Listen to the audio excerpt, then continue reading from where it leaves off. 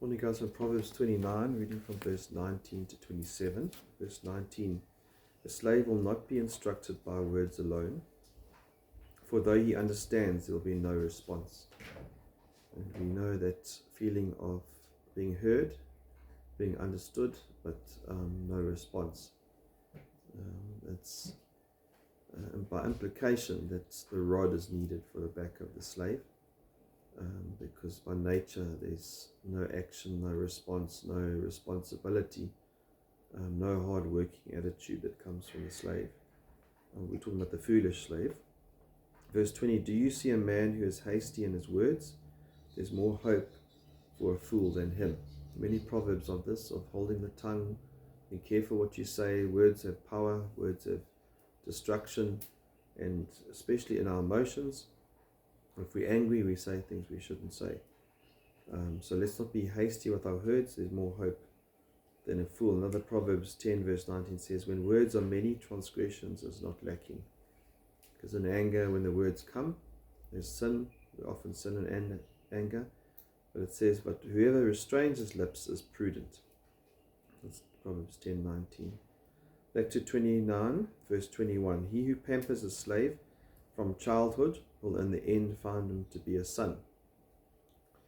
And the slaves have a job to do, but you treat someone in a way that they expect to be, you need to carry on. And so in the end, that slave will expect inheritance, expect all the things that come with it. And so he's not used to the hard-working ways of that's being expected of him. And so there's a caution to not over indulge someone when they're expecting that, then they think, well, hard working is not part of the agreement. An angry man stirs up strife, and a hot-tempered man abounds in transgression. Again, just about how we've got to be, there is such a thing as righteous anger, but it's so easy to sin in anger. And so when we get hot-tempered, we lash out, we say things we shouldn't say, and it's so easy to sin. So specifically when the emotions are high, we need to be self-controlled and restrained. Verse 23, a man's pride will bring him low, but a humble spirit will obtain honor. We know this clearly, that pride comes before a fall. In Proverbs 16:18, pride goes before destruction, and a haughty spirit before a fall. It is better to be a lowly spirit with the poor than divide the spoil with the proud. And so pride will bring you low, but a humble spirit will bring honor. Those who humble themselves before the Lord will lift up.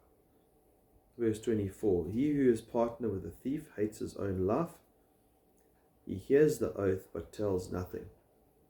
He can't say anything because he's the partner to the crime. So when he can't expose the corruption because he's partnered with it. And we see this even today in the governments of today.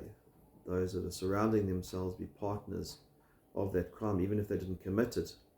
They're reaping the rewards of the crime, so they have to keep quiet. And so in the end, it doesn't bring a joy, a peace, a fulfillment. Whenever you receiving something in a corrupt way, there's not going to be a joy that comes from that.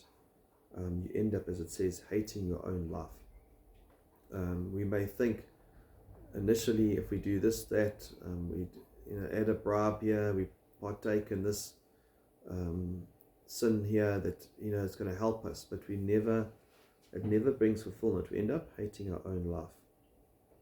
Verse 25, the fear of man brings a snare, but he who trusts in the Lord will be exalted. And so when we fear the consequences, we fear the man, we partake of that sin, but we must rather fear the Lord and trust in him. Don't worry about man, but trust in the Lord, fear him. Verse 26, many seek the ruler's favor, but justice for a man comes from the Lord. And so we want the favor of the ruler, want the favor of the boss, but ultimately we should really desire the favor of the Lord. And so we always, when we're working, we work as unto the Lord. Don't work to be man pleasers. work to be God-pleaser. Verse 27, an unjust man is abominable to the righteous, and he who is upright in the way is abominable to the wicked. Let me reread that in the ESV. An unjust man is an abomination to the righteous, but one whose way is straight is an abomination to the wicked. I mean, we've read many verses like this, but unfortunately, when you are going to be choosing God's way and not fearing man and choosing the right path, your righteousness will expose the wicked and you're going to be hated for it.